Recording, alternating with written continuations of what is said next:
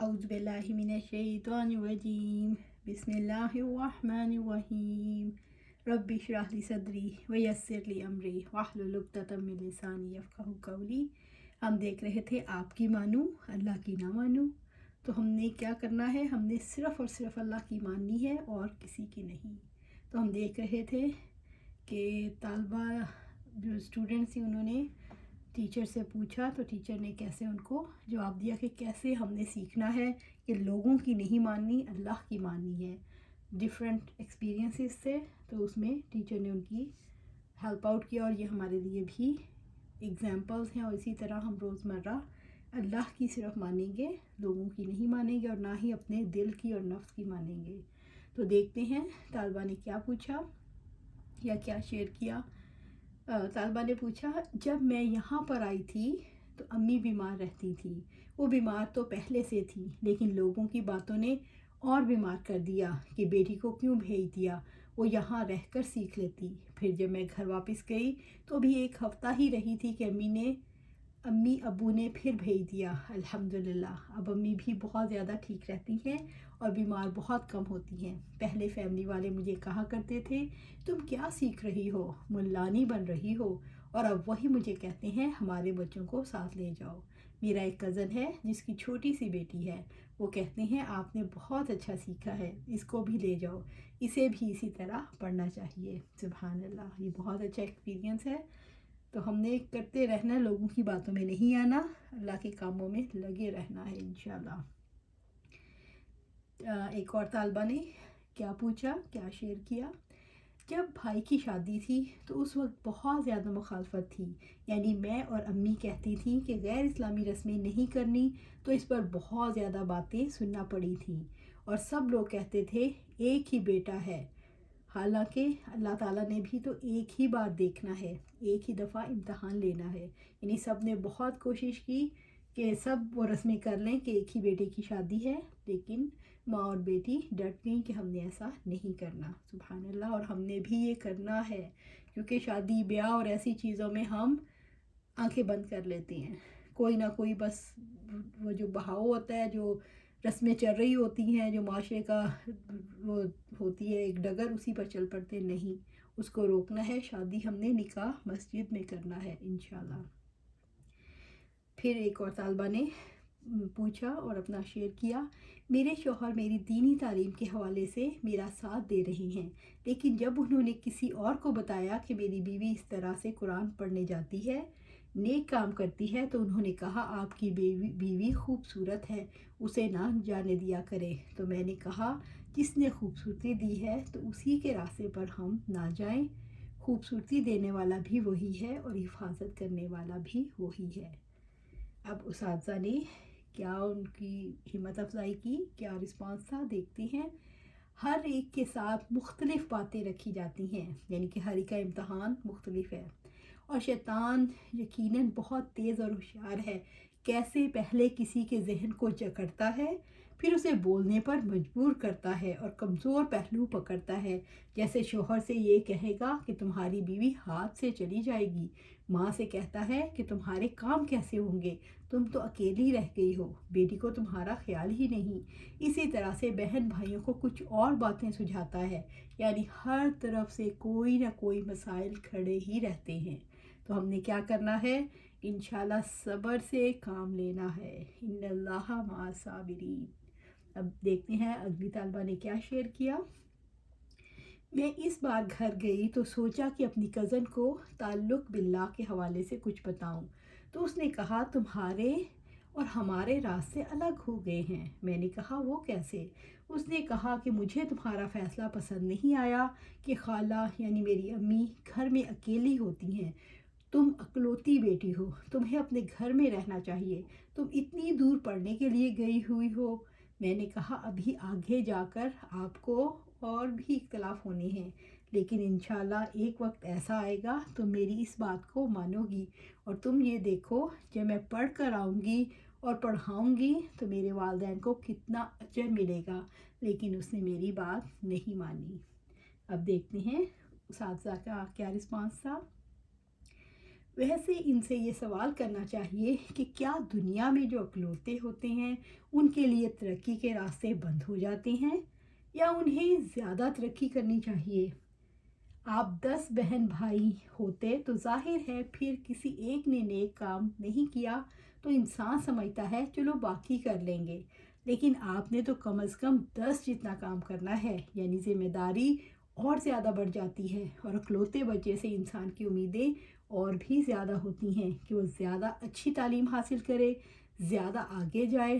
तो उन्हें कहें कि दरअसल आप अकलौती नहीं हो, इसीलिए आपको अंदाज़ा नहीं अकलौतों के लिए किस तरह से ज़्यादा मसाइल होते हैं। उन्होंने वालिदैन का ज़्यादा हक़ अदा करना होता है। सुभान अल्लाह। तो हमने देखें शैतान किस तरह से हर एक को शिकंजे में पकड़ता है। तो हमने बहुत ज़्यादा सब्र से काम लेना है और सिर्फ़ अल्लाह ही से मदद तलब करनी है और हर वक्त देखना है कि मैं हक़ पर हूँ, इसलिए शैतान इनको बहका कर मेरे मुखालिफ खड़ा कर रहा है इंशाअल्लाह। अब और देखते हैं एक और तालबा ने क्या शेयर किया। अक्सर इर्द गिर्द वाले कहते हैं औरत का काम है कि ज़्यादा घर पर तवज्जो दे और आप लोग इतना वक्त दीन पढ़ने में लगाते हो।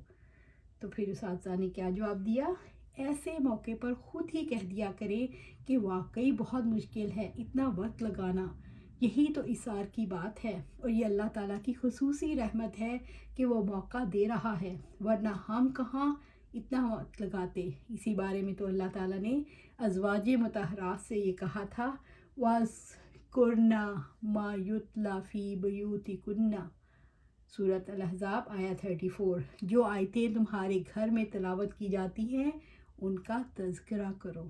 सुभान अल्लाह, यानी आगे फैलाओ। इसीलिए तो आप सल्लल्लाहु अलैहि वसल्लम ने कहा है अपनी वो आगे फैलाओ चाहे एक ही आयत आती हो, यानी ये बार जब एक आयत सीखो आगे पहुंचाओ, फिर एक आयत सीखो फिर आगे पहुंचाओ। ये नहीं कि आप पूरी मास्टर की डिग्री कर लेंगे, स्कॉलर बन जाएंगे तो फिर ही आप मस्जिद और मेंबर संभालेंगे, नहीं। जैसे जैसे आता जाए आगे आगे फैलाते जाएं। रोशनी हर वक्त फैलनी चाहिए। इनको पहुंचाओ, इनको बयान करो, तो हम वही काम कर रहे हैं जो अज़वाज मुतहरात करती थीं। ये किसने कहा कि घर की तरफ तवज्जो दो। हज़रत आयशा रज़ी अल्लाह ताला अन्हा को रसूलुल्लाह सल्लल्लाहु अलैहि वसल्लम ने दिन में 2 बार खाना खाते देखा तो फरमाया, ए आयशा रज़ी अल्लाह ताला अन्हा, क्या तुम ये चाहती हो कि तुम्हारा काम सिर्फ खाना ही रह जाए।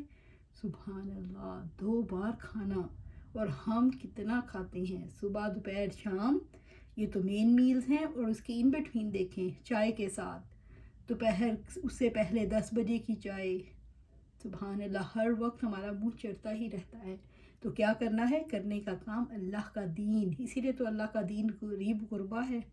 हमने अब काम करना है, हमने इसके लिए उठ खड़े होना है और अपना जो है मरना जीना सोना जागना उठना बैठना सब कुछ अल्लाह के लिए लगाना है इंशाल्लाह। खुद भी करना है और अपने बच्चों को भी तैयार करना है। 2 दफ़ा खाना खाना भी पसंद नहीं और हम तो पता नहीं कितनी बार खा लेते हैं, क्या कुछ खाते रहते हैं। हज़रत आयशा रज़ी अल्लाह ताला अन्हा तो कम खाने की वजह से बहुत ही हल्की फुल्की थी। हमारे यहाँ एक कोई खजूर खा ले तो उसको महसूस ही नहीं होता कि मैंने खाना खाया है, और अगर कोई दूध का गिलास पी ले तो उसको ये कब पता चलता है कि मैंने खाना खाया है, या कोई जूस का गिलास पी ले, ये सब तो खाने के अलावा है। तो घर की तरफ तवज्जो देने के लिए नहीं कहा। कुरान हकीम में जो हुक्म आया है वो ये कि वक़रना फ़ी बुयूतिकुन्ना, सूरत अल-अहज़ाब 33, और अपने घरों के अंदर वक़ार के साथ रहो।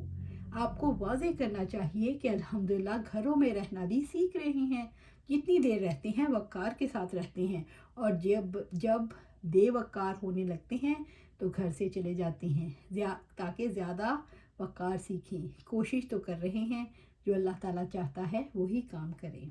सुभान अल्लाह। आप देखें कि आजकल घरों में जब ख़वातीन बैठी हैं क्या कर रही हैं, मोबाइल पे बैठी हैं, सोशल मीडिया पे बैठी हैं, बनाव सिंगार कर रही हैं, इधर उधर की शॉपिंग हो रही है, गप्पें लग रही हैं, सारा टाइम वेस्ट हो रहा है। तो उस टाइम को हम लगाएं, अल्लाह के दीन के लिए लगाएं। फिर एक और तालबा ने क्या शेयर किया वो देखते हैं। پہلے جب میں پردہ کرتی تھی تو دیوروں سے اور بہنوئی سے نہیں کرتی تھی، بس زیادہ بے تکلف نہیں ہوتے تھے، لیکن جب میں نے قرآن میں اس کا حکم پڑھا تو اس وقت ان سے بھی پردہ شروع کر دیا۔ میرے میاں نے خاص طور پر کہا کہ چلو دوسرے دیور تو ٹھیک ہیں، لیکن جو چھوٹا سعودی عرب سے آیا ہے وہ تو آپ کے بچوں جیسا ہے، اس سے پردہ نہیں کرنا۔ تو مجھے سکون ہی نہ آیا، ذہن میں یہی تھا کہ دین کے ٹکڑے ٹکڑے کر دیے، ایک سے پردہ کر لو اور دوسرے سے نہ کرو، ایک تو دیور ہو گیا اور دوسرا کیا ہو گیا۔ پھر میں نے آہستہ آہستہ یہ طریقہ اختیار کیا کہ اس کے سامنے نہیں جانا، زیادہ بلانا نہیں، اور بچیوں کو بھیج دینا کہ آپ کے چاچو ہیں۔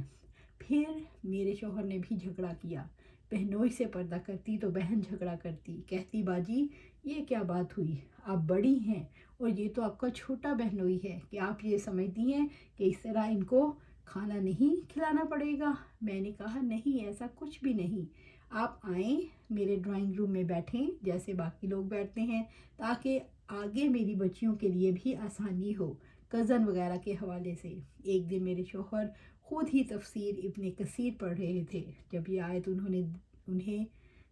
آیت انہیں دکھائی تو کہتے ہیں تم نے جلد اچھا فیصلہ کر لیا، تو الحمدللہ میرے گھر میں کوئی کزن سسٹم نہیں، اور میں سمجھتی ہوں کہ یہ بات شیطان کی طرف سے بار بار آئی۔ کبھی کسی نے اس بات پر جھگڑا ڈالا کہ یہ کیا دیور اور بہنوئی سے پردے ہو رہے ہیں، یہ نیا ہی طریقہ تم سیکھتی ہو، لیکن اللہ تعالیٰ کا شکر ہے شیطان کی طرف سے جتنا زیادہ لوگ کہتے تھے میں اتنی ہی مستقل مزاج ہوتی گئی، اب تو ضرور ہی کرنا ہے۔ الحمدللہ ہم نے بھی یہ ساری باتوں سے سیکھنا ہے کہ ہم نے کیسے ہیلپ آؤٹ کرنا ہے۔ تو انشاءاللہ آج یہی ہم اس کا اختتام کرتے ہیں، آگے پھر باقی جو ہے طالبات نے جو شیئر کیے ہیں ان کو پھر آگے رکھیں گے اور دیکھیں گے اس پہ کیا رسپانس ہے اور ہم نے اس سے کیا سیکھا، کیونکہ یہ ہمارے ہی جیسے لوگ ہیں، ہمارے ہی طرح اس دنیا میں رہ رہے ہیں، اور ہم نے دیکھنا ہے کہ کس طرح انہوں نے دین کو اپنی زندگیوں میں شامل کیا۔ تو ہم نے بھی ایسا ہی دیندار بننا ہے، دیندار دکھنا نہیں، دیندار بننا ہے، دکھنے اور بننے میں بہت فرق ہے، تو انشاءاللہ دیندار بننا ہے۔ اللہ سبحانہ تعالیٰ سے دعا ہے ہمیں قرآن و سنت پر عمل کرنے کی توفیق عطا فرمائے اور اس پر ثابت قدم رکھے، آمین یا رب العالمین۔